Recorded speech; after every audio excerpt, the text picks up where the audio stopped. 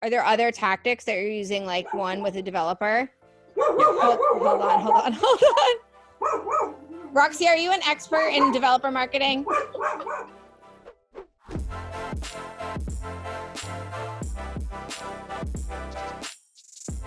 Hey everybody, welcome to CMO Conversations. I am Trisha Gelman and I am the CMO of Drift.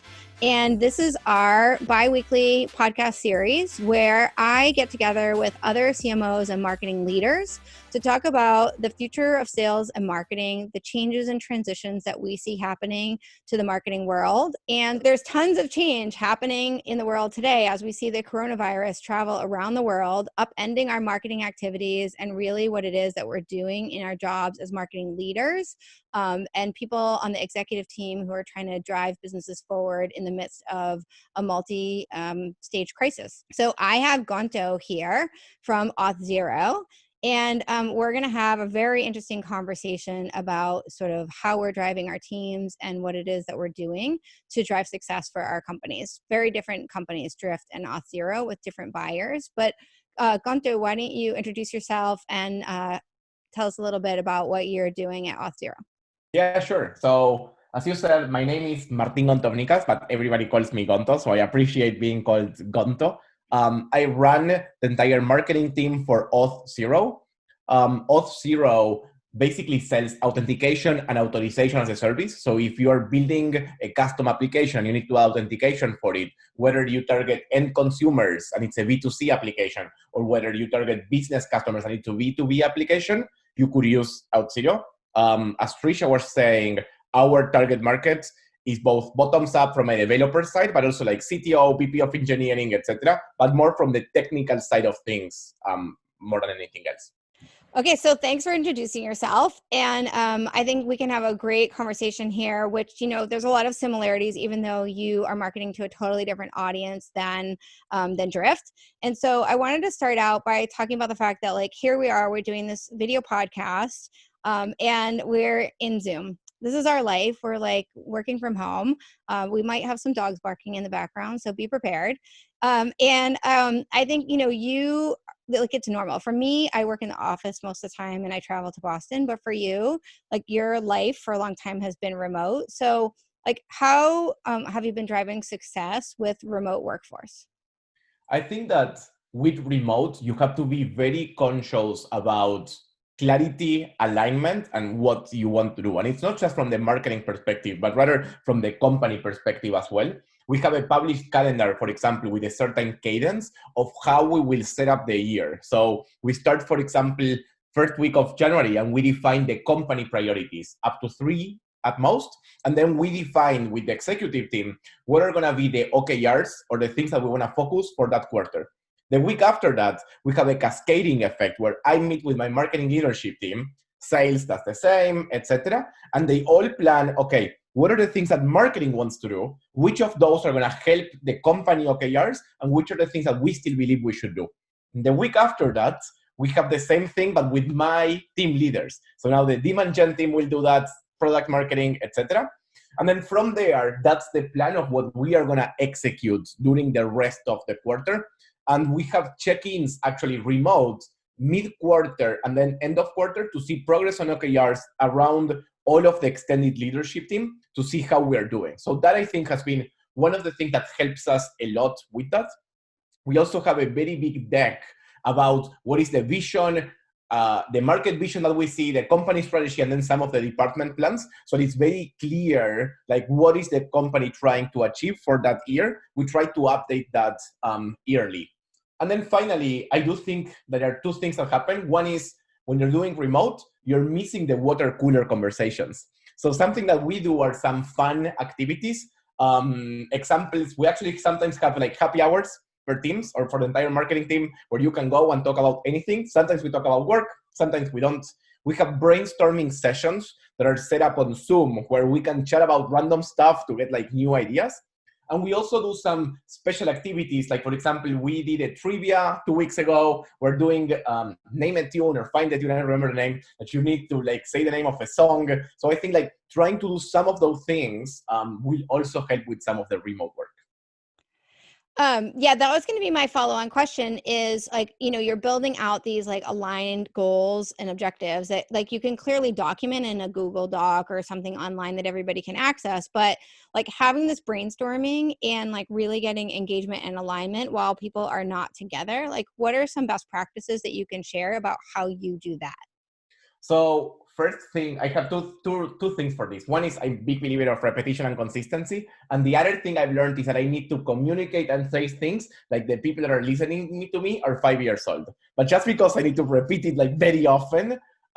So things that we do is there's actually an all hands for the entire company where we go over the OKRs for the company. The week after the marketing ones, we have an all hands as well for the marketing one, where we share some of those objectives. And then what I do is I actually write a bi-weekly marketing update mentioning what are the new things that we're doing, what are the things that we stopped, and what is the progress, if any, on the goals that we have.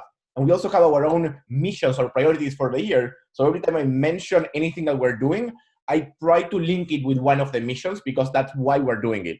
So having this idea of all hands monthly and then blog posts from me every 2 weeks is something that has helped the team be more engaged with that. One last thing that we are doing is also I'm sharing with the team in our team channel, like my top of mind every Monday. Every Monday I share my 3 things that are top of mind and the 2 asks that I have for the entire team for that week. So that has been another thing that has also helped us a lot to be more aligned among all of the teams. And then the reality is we have more meetings. Like I think when you're remote, you definitely have more meetings than when you're in person. That's interesting. I mean, I see like now that it's been 2 to 3 weeks of this remote force working, we're definitely doing some of those things that are your everyday best practices because we've been forced to do that. Last Friday, well, actually every Friday, the marketing team, we're having a happy hour. And last Friday we had a costume happy hour. So everybody came in a costume. So it was very fun and like just trying to make it more interesting and light. And I think I was talking with my friend, she works at a different, like really big company, and they're doing like every other Thursday, they do a cooking class. It's a different person has been cooking and like they send out their recipe like 4 days before. So people can like go buy all the, things at the store whenever it is they're going to make their next run to the store and whatever. So, I mean, it's interesting to see, but I like your trivia. Trivia for me has always been an interesting thing to play to like build team. And I've done it in person, but it would be fun to kind of like do it in Zoom and do it remotely, which would be cool. I think that for us remotely it worked great. I liked your comment about the cook because we're actually doing that, but for our customers. We're planning to do like a virtual cook session for people who need to learn how to cook things now that they are locked in their houses. Yeah, that's cool. Similar, but for customers. Oh, I like that. That's a good idea. So that like leads me a little bit to the question of sort of like what, if anything, are you doing different? I think like you recently published an article about like, how do marketers think differently about the marketing mix or the budget in like this time of economic crisis. And I think one of the things that we've been starting to do is focus more on our customers and really reaching out to them and making sure that, we've been rolling out customer marketing, but we're kind of amplifying that and accelerating it to make sure that we're really doing everything we can to engage our customers. But tell me, what's your perspective on economic challenge and marketing? I think that the first thing that is important is doing scenario planning. We actually started doing this now 1 month ago now, and we had like I remember 3 different scenarios. One was only events until May are gonna be canceled. Another one was only events until June, and the worst case scenario was everything in Q3 is going down, and we were sure that was never gonna happen. We put it just in case. Unfortunately, it seems that that's gonna happen, considering that O'Reilly announced they're not doing conferences anymore and some of that stuff that is blowing my mind. So I think that one is planning in advance. The other one is making sure that you have multiple scenarios. The other thing we did is we redid our entire budget. So we reused all of the money from events to other things that are digital, and we revealed what do we think our pipeline is going to be if we reuse the money. So with that, it's still a lower pipeline, but at least we say like this is the pipeline that we will get if we replace by digital. But so hold on. So you redid your budget. Yeah. First, you did scenario planning, then you redid your budget.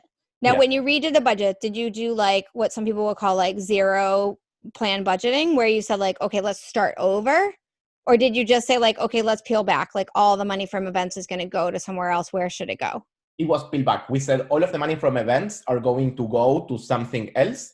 And then once we finished that, we saw what was the pipeline number that we got to. And from there, we said, okay, now we should chat with sales and finance to see if we are okay with this or if we need to do something else. And if so, what? So based off of that, we also used a lot of assumptions that we will need to adapt. Like, for example, we expect a drop in odds. I think that's happened everywhere. Like, what percentage do we expect in that drop? Or email deliverability, like how many people are going to open the email? So we also put some of those. For the inbound side, we actually looked at the most affected countries to see their trends in visitors and leads, and we projected that using our conversion for opportunities. With that, we got a final number of what is the pipeline that we're going to get for both inbound and outbound. We talked then to the team, and we agreed that we are going to then decrease the ARR and pipeline call, at least from Q2 and Q3, assuming that in Q4, some of the events are going to go back. So we also asked for additional budgets to actually do the events that are going to be postponed from Q2 and Q3 in Q4 so that we can actually do them because we're reusing the money for other things right now. Oh, wow. Okay. And that was the main change that we did. So it's crazy. It's the advantage of having cash in the bank. But the reality is that I think if you do have cash, this is actually a great time to try some bold new things. Like for us, the regional marketing team has more time because they're not doing that more events. So maybe they can learn new things, try new things. And I think that's something important for the teams as well. So is that one of your approaches, which is that like now that you have additional dollars to put into digital, maybe you weren't going to test like so-and-so content syndication vendor, or you weren't going to test this other thing? Are you like majority of new dollars is into like testing, or are you also like amplifying things that you knew were working before? All of the new dollars are for testing new things, like absolutely all of them that we're asking. The ones that we replaced from events to other things, those are for things that we know that work. But assuming conversion will go lower. So money from events is for other things, assuming conversion is lower. Additional money that we ended up asking for is basically to help us try new experiments and new things that we hadn't done before. Yeah, that's super exciting. It's interesting about like the repurposing of dollars, like you're saying, into Q4, because, different companies, especially whether you're public or you're not public, have different ways that you can move money around. We are not public, we're privately held, but we run our books like we're public, so that eventually that'll be easy. And so like actually having money for events that have now pushed to like September, October, November, like we had to make an agreement with finance about how they're going to move the money from one place to the other. Because if in a public company, most times you wouldn't be able to do that. That makes sense. And for us, we also had to agree with finance. At the same time, we also do a 6+12, meaning we look at the next 12 months for budget every 6 months. So that means that also in July, we'll be able to adapt if we see that something are changing for the last half of the year.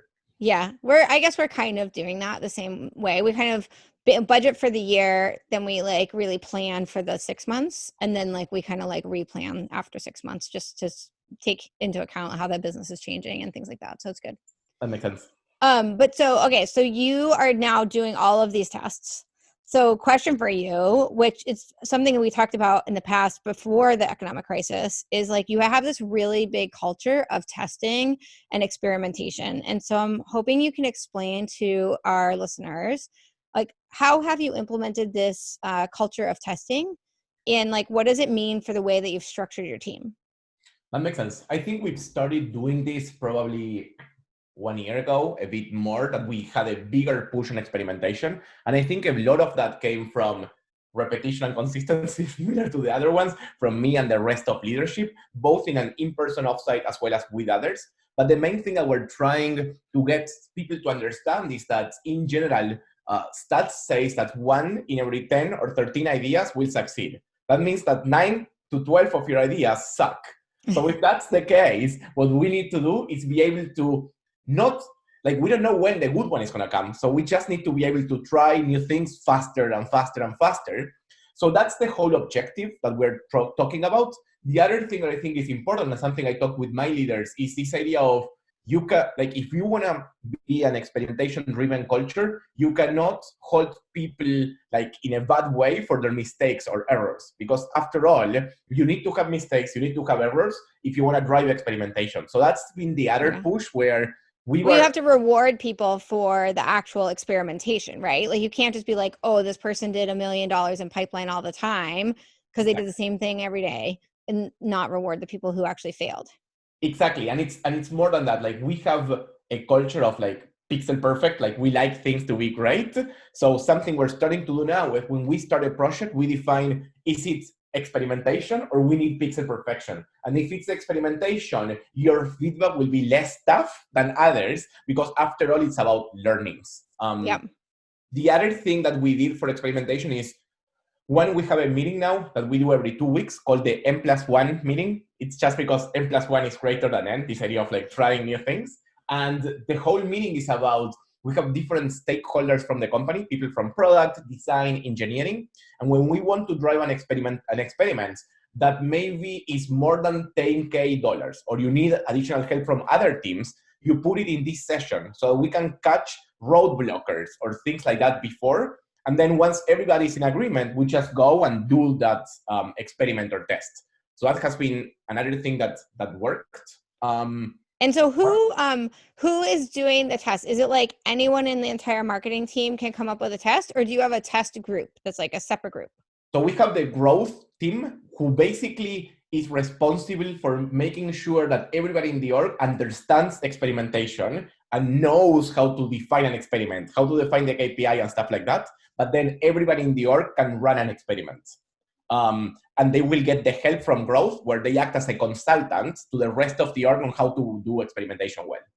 Interesting. So tell me, like, I would argue that there's no bad ideas. So it's like, not dumb ideas that fail. But tell me something that you're willing to share of like an idea, obviously you thought was worth experimenting and trying, but like it just didn't work. And like, what did you learn from it?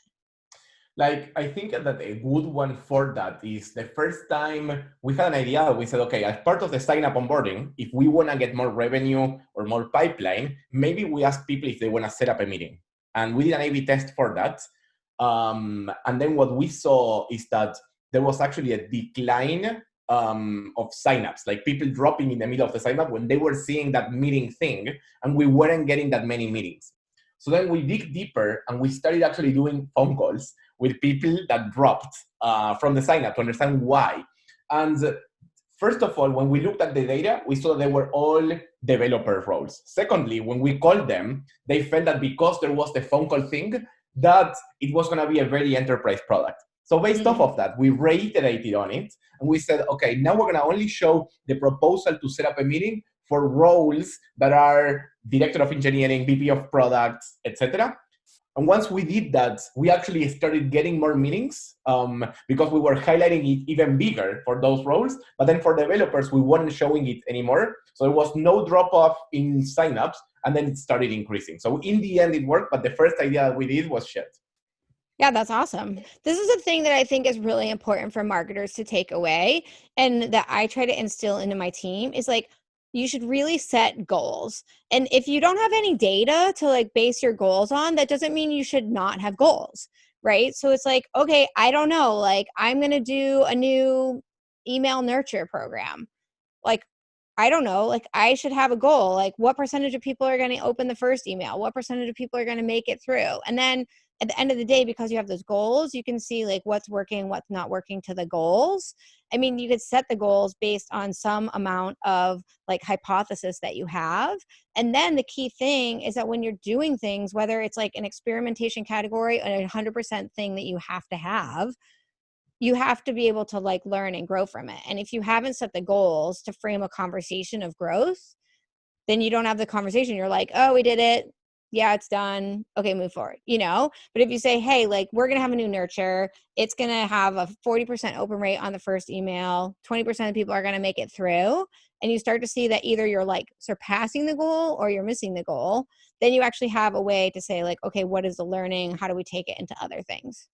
100% agree. And in our case, we actually go one level deeper, where for the experiments we set primary KPIs and then secondary ones. And the idea of the secondary ones is if the primary doesn't hit the goal, and we can look deeper into the secondary ones to learn more things from them. And that's why people start thinking about that learning from before.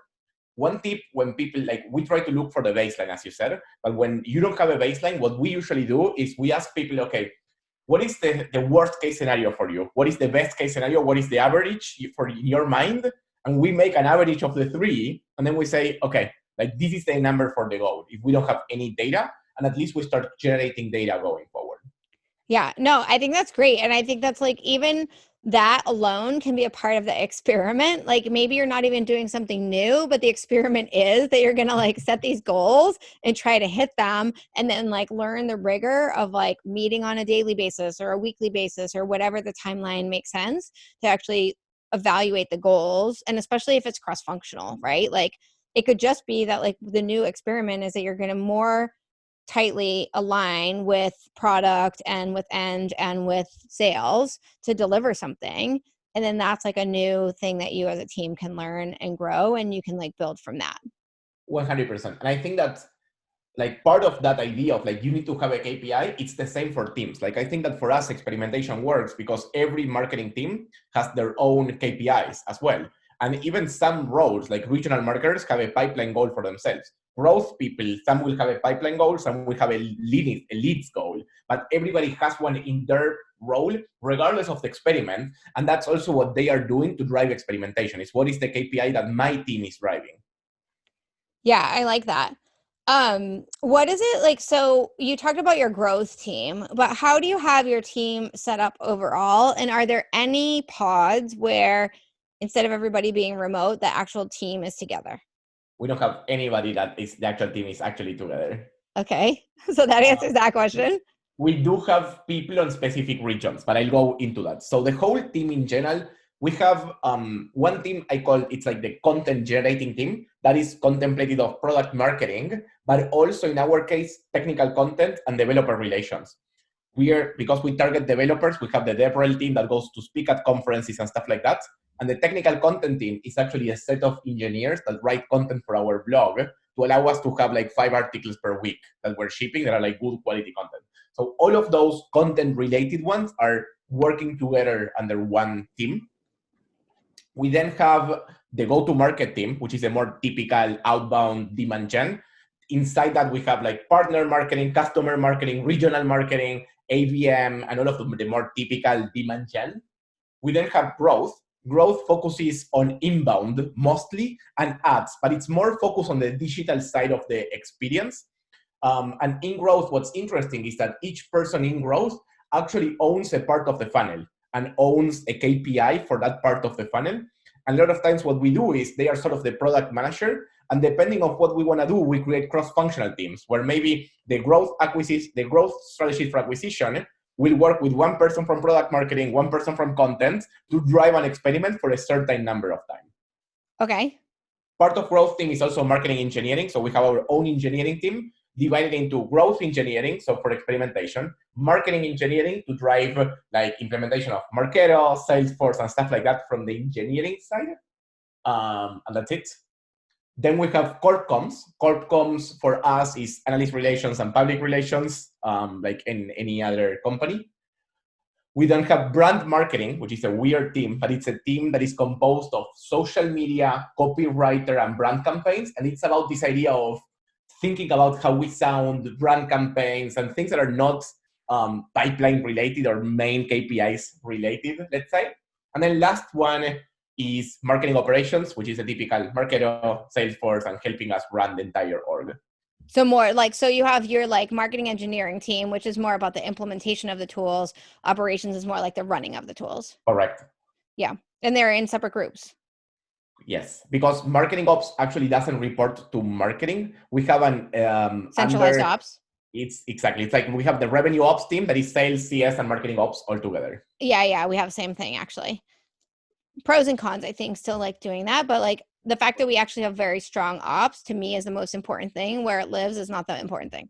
We actually had it in marketing first, and we decided to move it to be together because I agree 100% with trade-offs, but the main problem for us is that sales ops was sometimes not paying attention to marketing ops, or we had leads that were dropping and stuff like Yep. that. It was more important for us that sales ops and marketing ops were working together rather than marketing ops being with marketing.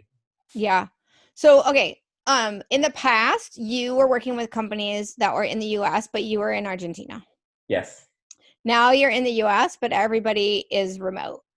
Like, what would you say over the course of your career is like one of the biggest learnings that you've had, like just in growing your career? Like, is it different since you've been in all these remote environments, or like, is there something you've done differently to grow your career? That's a good question.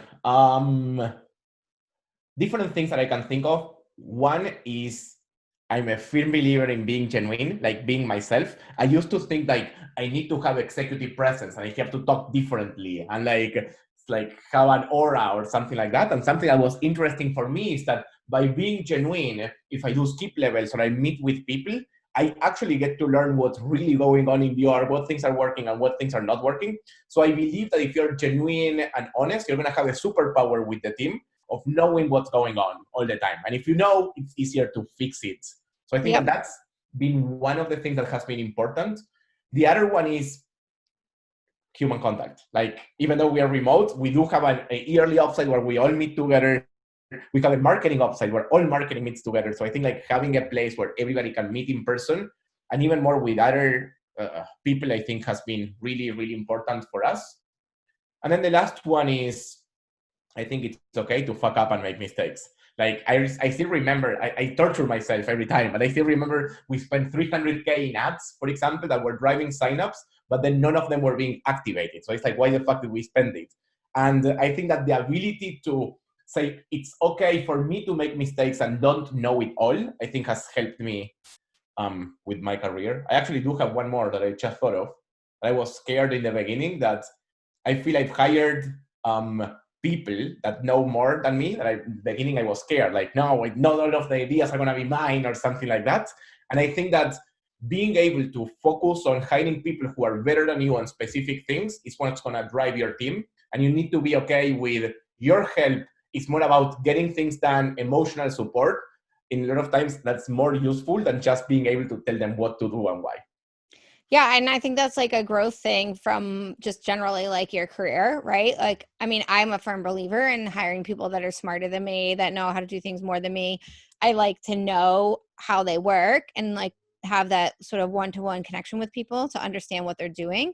But like, I really believe we're only going to be better if I hire the best people, and that's going to, the older that I get, the more like there's going to be all these things I don't even know that have like come up, and you just have to augment the team.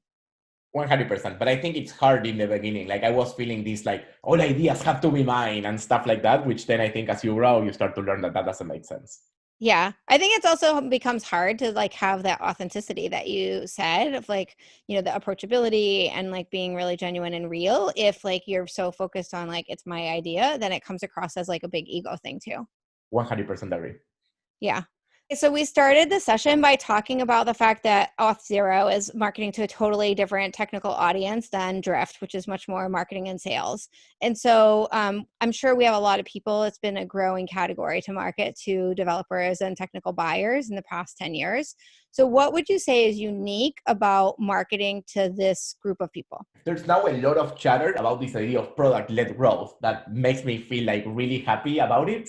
And I think that for developers specifically, it's even more product-led growth driven, because it's like, it's not just a dashboard, but it's the API, the documentation and everything. And I think what's interesting for us is I really like this idea of doing bottoms up and top down. So bottoms up with the user. And in our case, because it's a developer, I always say that a dev has a very high bullshit sniffer, meaning they don't like to be told like buzzy words. They don't like to be marketed to. So with developers, I think it's a lot about education and them coming to you. So it's more about talking to them, learning what are their habits and their interests, and based off of that, they will eventually come. To give you an example, our competition, for example, Okta, in SEO was targeting single sign-on in the beginning. And then when we talked to developers, they were like, single sign-on? I don't know what that is. That is the definition for authentication. And when we asked them when do they search or look for authentication, they were like, authentication is boring. I don't give a shit about it. So I only look for it if I'm implementing and I get stuck. So that's when, okay, we should start building content and talking about them. So it was more of a, they come to us. And then we actually started doing the more typical B2B demand gen only 2 years ago. And the company is 7 years now. So it's crazy that we started very recently. And in there, we do the more typical webinar, direct mail, etc. But what really helps is that now we have developers that have tried it out, going to their bosses, and now their bosses already knows of it because of a direct mail or a webinar. So the combination of the bottoms up and top down means that if we think of the availability bias, the cognitive bias, people will always be more open to using a product because they both have heard about it. Yeah, I think that's something that we've been starting to work on as well. And I've seen that happen like very successfully in other companies. Have you used different tactics then? Like you talked about direct mail, sort of as your more like B2B enterprise play. So that's going obviously to more like your CIO, VPs of IT. Are there other tactics that you're using, like one with a developer? Hold on. Roxy, are you an expert in developer marketing? Okay, so it's interesting that you mentioned like direct mail for your VPs of IT, maybe like CIO, which is obviously sounds like a different tactic than what you're doing with the developers. Are there specific tactics that you find work well for like one top down versus bottom up? And are there some that you use with both? We have, like for us, we actually do a lot of qualitative interviews to understand their habits, and then we decide what to do based off of that. So to give you a few examples, like developers in particular, when they want to implement something, they will look for open source projects, maybe in GitHub. So we decided to sponsor GitHub projects in exchange for in the README, they put, if you don't want to do it yourself, use Auth0. So it's sort of an ad, but not really an ad. So it can't be blocked. And it was based on their feedback on what they were doing during the day. Other things we've done, for example, for developers that worked is you can use Auth0 with multiple technologies, React, Angular, whatever, and multiple ways of logging in, Facebook, Twitter. So we created one landing page for each combination. We have 5,000 landing pages. Oh my God. Drive like between 0 and 2 signups, but if you aggregate all of them, that's still a lot. So that's been one that I think worked well for them. Direct mail does work for both, but it's different. Like for an exec, maybe we do an iPad or a tile or something like that. For developers, it's always swag. It's stickers, t-shirts, or something similar to that. And then the other thing that has worked for both is webinars, but we had to call it differently. Like a developer wouldn't join a webinar, but they would join an online meetup because it's a meetup, but it's online. Or the others will call it webinar, even though it's the same. So it's fascinating, for example, how sometimes just naming of the same tactic will make it work for both. But if it's the same name, it just didn't work in the past. Well, and you probably don't really want to have a webinar that has like your top end buyer type people and the developer anyway. So if you have different names, it also helps you to like keep them separated in terms of who you end up in having in the audience. 100%. Like one of the things that we see at Drift is like we need to do marketing both to the person who eventually is going to use Drift day to day and to the buyer, and they might not be the same person. And so you have to think, I think all the time, like what channels are you using, what marketing are you using for like which parts of the buying funnel as well. That makes sense. And to me, what's fascinating about Drift is that you need buy-in from sales and marketing. So you have to work with two at the same time. And that to me is the fascinating part about Drift. That's the reason I joined Drift, because I love that. I love the fact that Drift forces a conversation between sales and marketing, because eventually if you're not having a proactive conversation between sales and marketing, you're going to have a hard time making your revenue growth numbers. And so I love the fact that Drift actually forces you to have a conversation about that, because I think it makes a company healthier, not just like in terms of what Drift can offer to them, but in terms of the long-term benefit of having sales and marketing at the table together. I agree, 100%. Yeah. Awesome. Well, this has been a great chat. And I love to wrap up my podcast interviews with the same question. And that question is like, what would you say is the biggest lesson that you've learned along the way in your career? That's a good question. I think if I had to pick one, is this idea of having the main KPI for marketing be pipeline and not leads or other things. And I think that what helped with that is when we were having leads or something like that, we used to have this big discussion with sales, like, we're giving you leads and MQLs. And they were like, no, the MQLs are shit, so we can't convert them.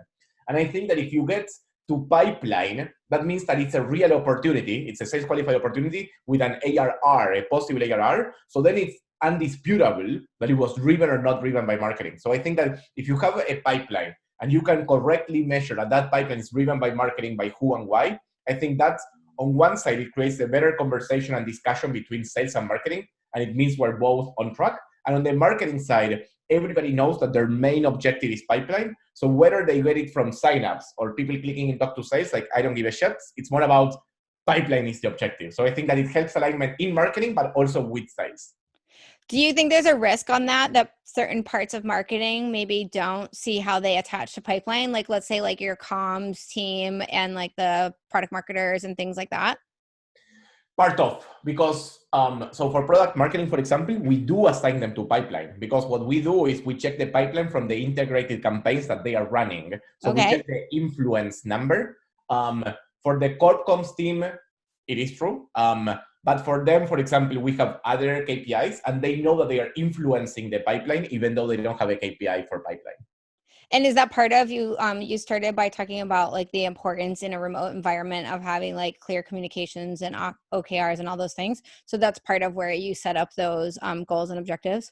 Yes. So what we have is every team has the KPIs, like what we're going to measure. And they have KPIs for the year and for the quarter, regardless of the OKRs. And those are like main things. But then the things that we want to drive that are either different or the pipeline or growth, those are in OKRs.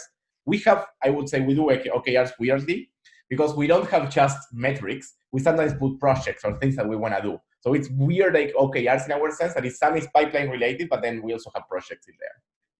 Yeah, that's okay. I mean, you're basically driving a conversation about the priority for the quarter and where you want people to put their effort. Correct. Yeah. Yeah, that's excellent. I'm a big believer in having marketing signed up for at least pipeline. I mean, I think in the end of the day, it's very healthy if you sign up even for the like end revenue. But I think on like the monthly, weekly, day-to-day management with the team, it's important to measure to pipeline because like deals can take a while to go from sales, qualified all the way down to the revenue. And there's not as much that you can do in marketing to like really drive that. So it's important to tie people to the health of the company, but into the thing that they themselves can influence. 100%. And for the pipeline, so that they know that we can influence, we have a rule of when we freeze it. Because as you're saying, the ARR variance of the SQO is going to change all the time. So we say, okay, after 30 days, most of them are like near the number. So everybody knows that their pipeline objective will keep on changing up to 30 days after the SQO creation. Makes sense. Yeah, because the deal size changes and things like that. Correct. Excellent. Well, I'm excited that you're lined up to pipeline because I think that builds a healthy company and you guys are clearly growing like a weed. So you have a very healthy company, but likely it'll continue as long as marketing and sales are both signed up for pipeline together. 100% agree. I'm excited. It's been a crazy ride, but it's been a fun ride as well. Yeah. Well, thank you for joining me. This has been a great conversation. I think people will be able to take a lot of learnings out of this. And, for the audience, if you really like part of the conversation, please send feedback to me in LinkedIn. And Gonto, if people have questions for you, where should they reach out, in LinkedIn or somewhere else? No, you could reach out either on Twitter, big fan of Twitter, mgonto, or you can go to my website, gon.to. So basically Gonto, but with a dot in the middle, where I have a form and you can reach out for questions as well. Thank you very much for inviting me. It was a fun conversation. Yeah. And so if you love CMO conversations and you want to help us, please vote up in your favorite sort of podcast source. Give us 5 stars and make sure to share all of the recordings that you love with your friends. The more people we have, the more feedback we have in terms of what it is you want to hear, the better. And I'm always looking for recommendations on people to bring onto the show. So if you have that as well, I'm happy to have conversations with people, big companies, small companies, the industry doesn't matter. I think there's always something that you can learn. And thank you for joining us today with Gonto from Auth0. Thank you. Bye.